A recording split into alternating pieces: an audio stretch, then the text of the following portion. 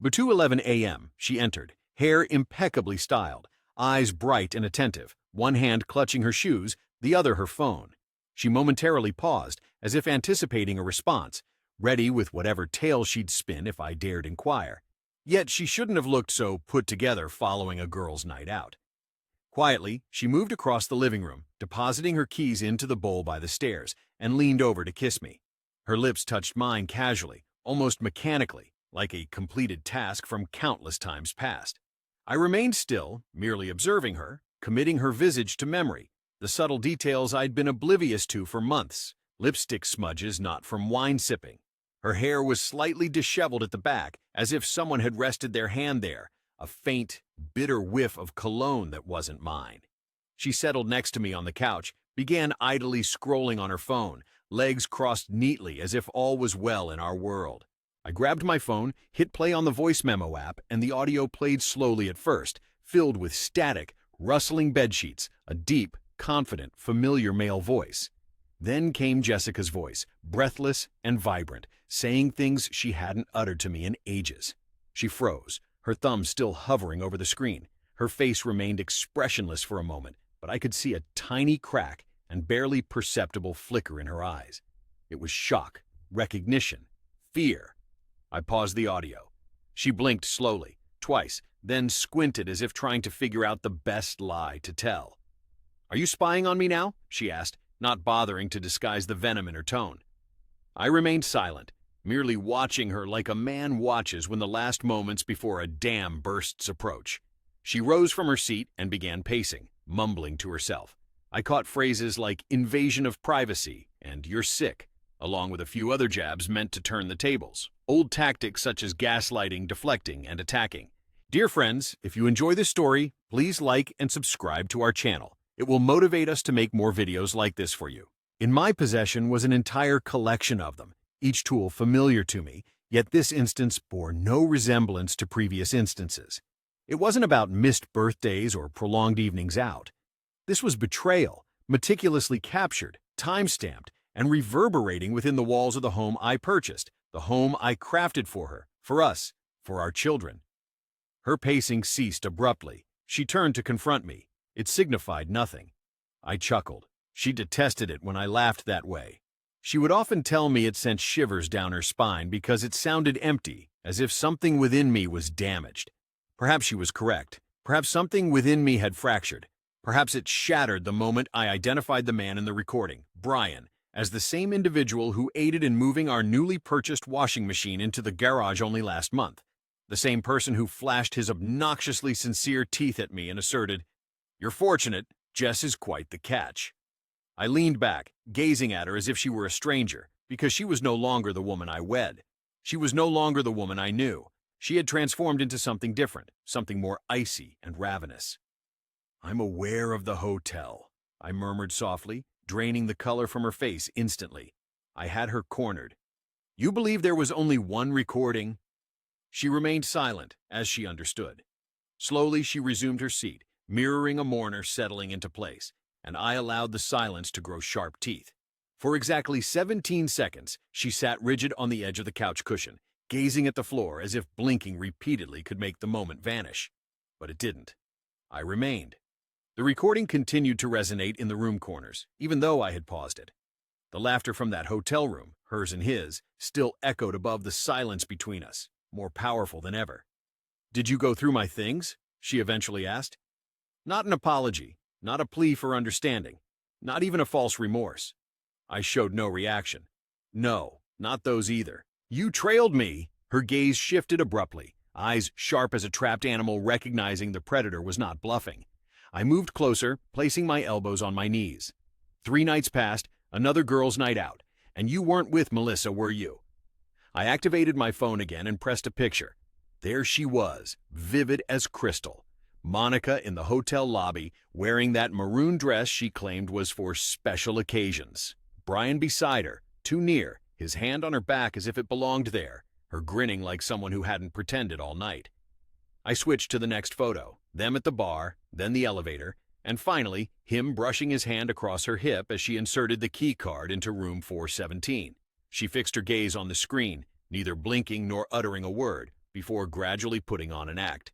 Her voice dropped to a lower register, intended to deceive. It wasn't supposed to transpire like that. I chuckled once through my nose. You're referring to that moment when he was able to reach out to you while I was busy preparing dinosaur nuggets for our children at home? That hurt. She averted her gaze and dabbed the corner of her eye, implying tears. But there weren't any, not genuinely. Then she switched tactics. You've changed, she said. You no longer communicate with me. You don't look at me as you used to. I feel neglected. And there it was, the predictable deflection. Turn the focus back on me.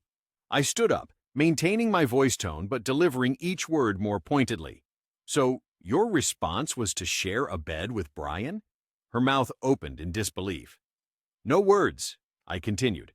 While I was coaching Liam's soccer team, while I was working extra hours to cover your mother's physical therapy costs, while I was sacrificing social engagements to stay home and reconnect because you mentioned we were growing apart, I paced the room once before stopping. I asked you twice if anything was amiss. You asserted, "Don't be overly suspicious." Upon standing, not for remorse or supplication, but combat, she uttered a sentence I'd forever engrave. Perhaps if you weren't so mundane, I wouldn't have sought solace elsewhere. My gaze locked with hers.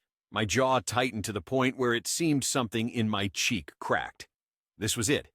The instant when everything inside me turned stone still. The silence that only descends after something irrevocably shatters. And she sensed it. She read it in my expression. The light faded. The heaviness intensified. For the first time that night, she appeared afraid. She retreated, a mere step, yet its message was crystal clear. She knew she had trespassed, and there was no retracting. Yet still she attempted to hide it. "I didn't intend that," she whispered. I didn't budge. "Jess?" I questioned. "Do you truly listen?" She crossed her arms, ensconced in the silk robe she donned following late nights. Once read, I thought it was seductive. Appeared as a disguise, an item taken from the person she once portrayed, or maybe she had never truly embodied that persona at all. "I didn't intentionally do it," she said, softer now. "It transpired on its own." No, it didn't. I shook my head and moved closer. "You selected it. You chose every text message, every time you departed from this house with a falsehood on your lips. You chose him, repeatedly." Her eyes flitted about the room as if seeking an escape route, a secret door concealed behind the bookshelf that might allow her to flee without repercussions. "I was unhappy," she murmured, "and you never expressed it. I tried." "No, you deceived." And with that, the argument dissipated from her. Her shoulders drooped, hands hanging loosely by her sides. The performance was over. No more justifications, no more feigned tears. "What's next?" she inquired. My throat constricted, because the reality was I was uncertain. I had spent 12 years constructing this life with her. Our lives were punctuated with routines, inside jokes, a universe built on mutual memories. Now it felt like watching someone else's movie in reverse, dismantling scene by scene until nothing was left but white noise. "I don't know yet," I replied. She took her seat again, this time slower, more cautiously, as if afraid of stirring the being she believed she had awakened. However, I wasn't angry anymore. I was something indifferent, detached. "I want to see the kids," she blurted out, striking me harder than anything else that night. The idea that she thought she could simply restore things to normalcy as if nothing had transpired. "They're asleep," I said. She looked bewildered. "But I am their mother." "Precisely," I retorted. "So act like it." Then I strode into the kitchen, lifted the cabinet above the fridge, and removed an envelope. Thick, heavy, filled with screenshots of printed conversations, dates, timestamps, hotel receipts, messages between her and Brian. I placed the letter containing her comment, "He's too dumb to ever figure it out," on the coffee table. She didn't touch it. I picked up my keys. "Where are you headed?" she questioned. "Out," I replied. "To get some fresh air." She stood up. "You can't just abandon me. You left first," I responded. "You kept coming back." I departed, leaving her behind in the peaceful yet unfamiliar house. The night air remained warm, lingering from the day's warmth. I slid into the car, ignited the engine, and simply sat there for a moment, hands tightly gripping the steering wheel, scarcely moving, barely breathing. The garage light still glowed brightly. Through the window slats, I could observe her pacing once more, possibly rehearsing her next words, perhaps contemplating how much more she had revealed to me. She often underestimated me, considering me too subdued, kind, and trusting. While she wasn't mistaken before, tonight she provoked a different person within me. I hadn't realized my destination until I stopped outside Derek's house, my friend from high school who knew Jess almost as long as I did. Derek blinked groggily before noticing my expression and asking, "Are you okay?" I handed him the envelope. 10 minutes later, he set it down without speaking. His mouth was a stiff line, his jaw clenched as if suppressing anger. "Jesus," he finally said. "How long has this been going on?" "For months," I replied. He nodded slowly twice. "And it's Brian?" I remained silent, and he already knew the answer. I never liked that guy. No one did. We sat in silence for a while. The ticking clock filled the room like a countdown to an event no one was prepared for. "Are you staying here tonight?" he asked. "I'm not sure. You should. It would be better." Derek seemed about to defend or confront, possibly even lash out. Yet he held back, knowing I wasn't prepared for the escalation of anger into turmoil.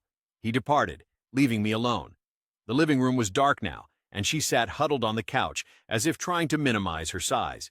She remained silent when I entered, neither inquiring about my whereabouts nor expressing any concern. Instead, she watched me like a spirit haunting the remnants of a life we both contributed to shattering. I bypassed her, ascending the stairs, ensuring the kids were asleep soundly. Their countenances were peaceful, their toys serving as makeshift protective barriers. I lingered there, allowing guilt an opportunity to creep in, listening to that inner voice suggest, "Perhaps you should pardon her."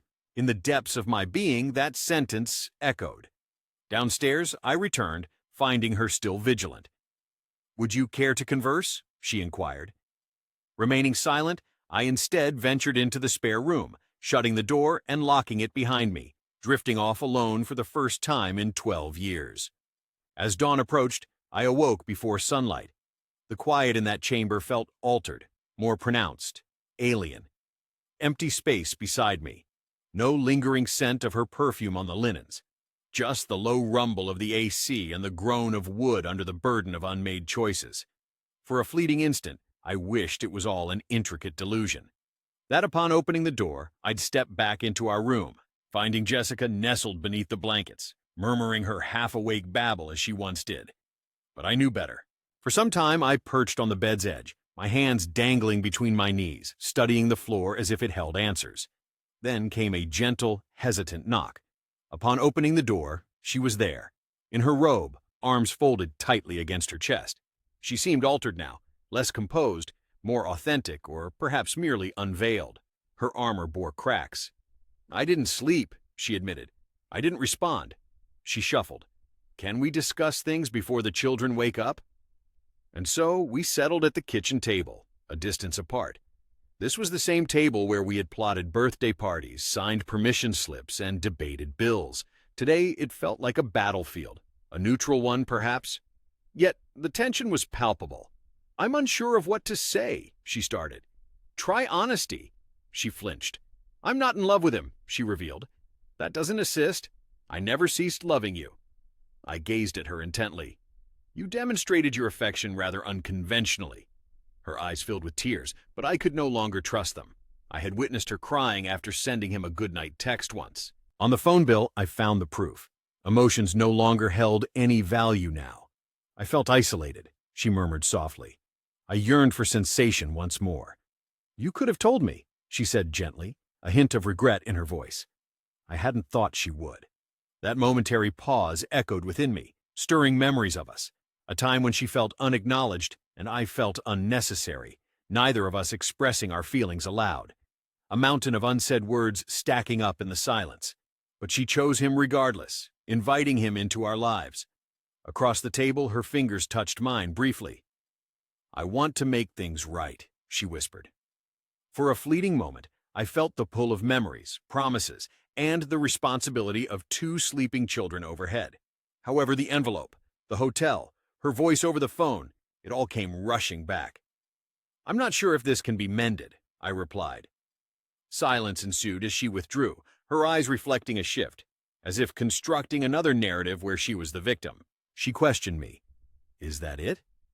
You're surrendering?" I replied, No, not giving up, merely acknowledging it. Without another utterance, she rose and left the room, an action I didn't pursue for the first time in years. By mid-morning, Liam entered the kitchen, his tiger toy trailing behind him. "Dad, where's Mom?" he asked, rubbing an eye. Caught off guard, I remained motionless. She was upstairs, most likely deleting messages and attempting to regain control before the situation spiraled out of hand. However, to Liam, she was simply his mother, pancake maker, hug giver, bedtime story reader. "She's preparing herself," I replied. "Fancy some waffles?" Overjoyed, he beamed like it was Christmas. "With the whipped cream?" I agreed, "and all the trimmings." We dined at the table, and for a brief moment, I resided in a functioning version of my life. Waffles, laughter, syrup-smudged countertops. He asked if we could construct a fort later. I consented. Today, uncertainty lingered about our future dwelling, but Jessica appeared ordinary downstairs. With jeans, a hoodie, and tied-up hair, she seemed untroubled. She avoided my gaze and moved with unfamiliarity in the kitchen. I observed as she made coffee, heard the metallic sound of a spoon striking against the mug, noticed her silence about my sleep. The silence between us was heavy, though the children were blissfully ignorant, chattering about cartoons and dinosaur battles. I allowed their conversation to continue. At 11:03 a.m., Jessica privately addressed me. "We must decide our course of action." I managed a quiet chuckle. "Interesting. That's precisely what I suggested 6 months ago. You simply didn't hear me." She remained silent. Her gaze fell to the floor, as if she couldn't stand my presence any longer. Then she admitted it. I had informed Brian our relationship was terminated. My jaw tightened at her words. Should I express gratitude? She retreated, as though I had struck her. "I'm attempting to rectify the situation," I stated. Yet there was no mending for a home consumed by internal flames. One could perhaps salvage a structure, but the walls forever bear the scars of the blaze. I disclosed the truth. "I've consulted a legal advisor." Her eyes widened in surprise. "You're not joking, right?" "Indeed," I replied. "Gone." She folded her arms, once more defensive. "So that's it? You're abandoning our family?" "No," I said. "You did that long ago. I'm simply joining you later." I departed the room. Her voice trailed off, but behind me I sensed the fury brewing beneath her gentle facade. Not sorrow, not remorse, rage, for she was losing grip. On me, on the narrative, on how she'd rewrite it for her peers when portraying the wronged spouse, and I no longer cared. Let her play her part. The truth would prevail. In response, she started her usual routine of overcompensation. That day, the house transformed into a stage. Dishes were polished, laundry arranged, children excessively amused. She seemed omnipresent, providing treats, engaging in games, chatting with the pet as if living a heartwarming family sitcom scene. But it was all an act. There wasn't a single instance of genuine remorse shown towards me. No confessions, no deeper revelations, just superficial repairs, like a new coat of paint concealing a crumbling structure. I watched silently as the children were oblivious to it all, considering it just another weekend. Jessica even proposed a movie night as in days past. I declined, stating my engagements. Her smile faltered. After the house grew quieter with the kids asleep, I sat in the garage with the door slightly ajar, allowing the cool night breeze to enter. I didn't wish for her proximity.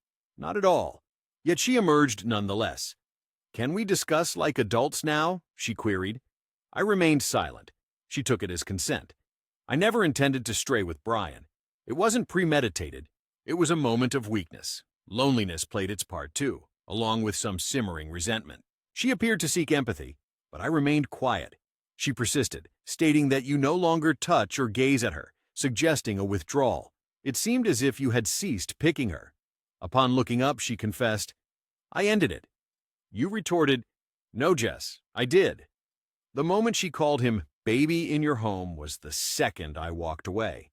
The voice she used for him, that's the one she hadn't addressed to you in years. Her jaw tightened at your words. "You think I didn't notice your change?" she asked, referring to your coldness following phone notifications and showering before girls' nights instead of after. You're not very subtle, Jess. You believe I'm too slow to understand, but it seemed she finally lost control. Fine. If you wish to portray me as the antagonist, do so. However, I wasn't alone in negligence. Understand? The anger erupted, shattering the facade she had been maintaining. So, tell me, what actions of mine deserve hotel stays? Deceit? And Brian slipping out while I took our daughter to ballet classes? She hesitated to speak, for there was no response to that question. Only remorse, and the oppressive burden of her own actions filled the void. I re-entered the house, leaving her outside in the dark, because lies belong in such places. The following morning, she did not emerge from the bedroom. Not when the children scattered cereal on the floor, not when the dog vomited on the rug, not even when Liam knocked over the autumn-purchased lamp and sobbed, thinking he'd destroyed Mom's most cherished item. Behind a locked door, she concealed herself, hoping the tempest would abate on its own. Alas, it persisted. I handled the debris, prepared breakfast, and dressed the children. This was not a mindless routine for me this time. I undertook these tasks to reaffirm what was still tangible, what held significance. The house now bore the semblance of a museum. Portraits of a cheerful family adorned the walls, trapped within each frame like snapshots in time. My gaze lingered on the one from last Christmas. In it, Jess embraced me, her cheek pressed to mine. Yet I vividly recalled the day she departed shortly after we unwrapped our gifts, citing a need to check on her mother. She didn't. By the time she reappeared downstairs, it was close to noon. Her hair was well-groomed, her sweater pristine, her face betraying no signs of the previous night's altercation, except for her eyes. They were swollen and red-rimmed, yet she held herself erect, as if someone who hadn't set fire to the house. "May we converse?" she inquired once more. I nodded in affirmation. She wasn't choosing to, but felt compelled to discern her current state of mind, the new reality she aimed to present. A different version of truth she planned to offer me this time. We found ourselves sitting opposite each other in our sunroom, a neutral territory, the same location where we celebrated our anniversary last year. She seemed to be searching for strength within the surroundings. "I've been researching therapists," she disclosed. "Couples therapy, or even individual sessions for myself. I need to comprehend why things escalated so significantly." "It wasn't that you allowed it to escalate," I corrected. "You propelled it to this stage." She winced, but didn't dispute my statement. "I aim to improve," she confessed. "For you, for the children, and for myself. I should have experienced something different then, hope or relief. But all I felt was exhausted." "Are you regretful?" I questioned. "Because of the pain you caused me? Or because you were discovered?" She hesitated, then remained silent. "I'm not sure if I can regain trust in you," I admitted. "And without that, there's nothing left intact." It was only then that tears finally surfaced. Authentic now, yet it was past the point of such valuables. The balance was negative. She stretched her hand across the table, quivering slightly. "I miss you," she murmured softly. I studied her hand and then her face, responding with the truth that remained. The subsequent days became a tranquil turmoil. There was no shouting, no more sleepless disputes, no begging or door slamming. Instead, there was a chilling, calculated calmness between us, as if two individuals were circling the remnants of a burning structure, feigning obliviousness to the smoke. We operated like colleagues, proficiently, impersonally. We shared childcare duties, prepared dinner in silence, exchanged responsibilities like shift workers. The children observed this. Liam questioned me that night. "Why does Mommy only smile when we're watching?" I didn't have a response. I simply kissed his forehead and assured him there was no need for concern. But within me, I recognized he was already anxious. And then, Sunday arrived. That morning in the living room, Jessica entered with her phone, her face indecipherable. Her thumb trembled above the screen. She seemed to weigh a confession against a grenade as she looked at me. "I have something to tell you," she said. I remained silent. She extended the phone. It displayed a message. "Brian again. I miss your lips. Do you think he doesn't suspect anything?" I waited 2 weeks before playing the recording. When I looked at her, she was ashen, bordering on gray. Her breaths were shaky. "I hadn't ended it when I claimed to have done so," she admitted. "I had told you I did," she said. "But I didn't." A single blink from me and the truth was out. The second deception, the one that followed remorse, the one that showed she hadn't stumbled, but dove. "You lied again," I stated. "After giving you an opportunity to be truthful, you lied again." Her voice faltered. "I didn't want to lose you. You already have." And then I stood up, without hesitation this time. Depart you must, I stated. She stiffened. What? I won't continue with this any longer. The therapy discussions, the feigned rebuilding, the acting. I'm finished. We have children. I won't take them from you. But our home? Our partnership? It's over. She recoiled as if struck. For a brief moment, I saw not just fear or sadness, but panic. Not because she had lost me, but because she had lost control, because now I was the one leaving. You can't do this, she murmured. You're simply going to abandon everything we have built? I retorted, picking up my coat. You already have, I said, departing. I'm just no longer standing in the ruins. She remained there. No shouting, no final words, only the echo of a door closing behind the last deception. Then you should not have let me go. I drove. No destination, no music. Just the engine's drone and the persistent hum in my chest that wouldn't cease. A multitude of emotions vying for space, grief, rage, disbelief, and beneath it all this strange feeling of lucidity. For the first time in months, or perhaps years, I experienced the ability to truly inhale. The mist had cleared. There was no more feigning or questioning. Jessica had played her last card. It wasn't regret, it was dominance. And when dominance failed, she resorted to fear. Fear of separation, fear of me leaving, fear of facing the mirror alone. She didn't miss me. She missed the persona that thrived in my forgiveness. I found myself at the lake, the one close to my parents' old cabin. I sat on a bench by the water until the sun began to hide behind the trees, and I contemplated the boy I was before her, before marriage, before deceit. He would have despised this cautious, weary, broken version of me, but he would have been proud too. Because I left.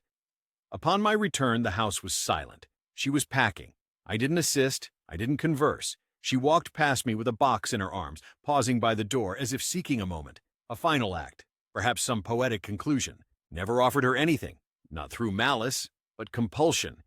She departed without fuss or final words, just the grumbling of her car moving away. I ascended to check on the children.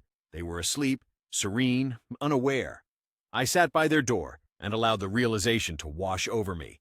12 years vanished, not in a second, but through countless cracks I hadn't noticed before. Now I was alone, but liberated, shattered, yet authentic. And amidst the wreckage, I discovered something I had not felt in a while. A new start. Monday arrived as usual with its 6:30 alarm and kitchen toast. The kids argued over who would brush their teeth first, but this time there was no figure in the hallway. No anxious atmosphere when steps descended the stairs. Jessica had left, not merely physically absent. The toxicity had been excised. What remained wasn't sorrow, it was stillness, an unfamiliar, painless quiet. I sought solace in my car after dropping off the children at school, observing other parents hurrying past as if they had life perfectly under control. I no longer needed to put up pretenses myself. By midday, I found myself facing my attorney across his polished desk, complete with a penthouse office and gold cufflinks.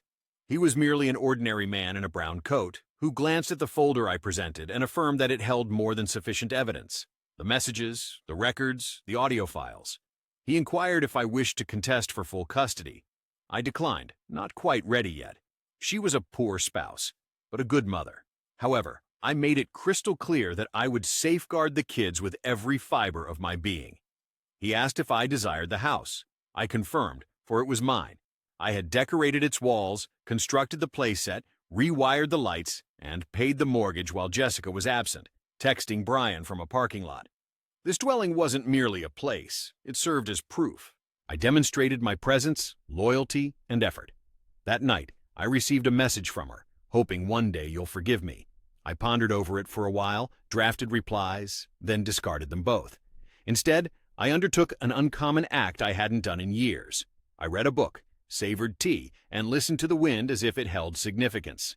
I wasn't completely healed, but I was on the road to recovery, something I hadn't experienced in a while by not replying to her message that night, or subsequent ones, or ever. Forgiveness isn't a thing you grant like a receipt. It's something earned. She forfeited the chance to earn it the moment she opted for a lie rather than an open discussion. The days stretched into weeks, and the children adapted quicker than anticipated. They inquired about her whereabouts, and I offered them a truthful but softened explanation. Mom required some time, and she's residing elsewhere, Despite her actions, she continues to care for you. Even though I harbored intense resentment towards her actions, I refused to turn the children against her. Bitter feelings corrode everything eventually. She began taking them during weekends, always on time, always courteous. Her excessive smiling at pickups suggested she was trying to win back the position of wife through audition-like behavior. However, she didn't seek another conversation because she understood the door was shut. I concentrated on rebuilding. The house became quieter yet lighter. I redecorated the living room, removing photos that made me wince with pain, and hung up new ones. Images of me and the kids in the park, Liam caked in mud, Ellie wearing her dad's shoes and grinning like a mini hurricane. I laughed again, not a mocking or hollow laugh, but a genuine one, the kind that reminds you of who you truly are. I resumed running, reading, and cooking more. I also joined a community group. Nothing drastic. A man is piecing himself back together without regret. One evening, several weeks subsequently, I retrieved an antique box from the wardrobe.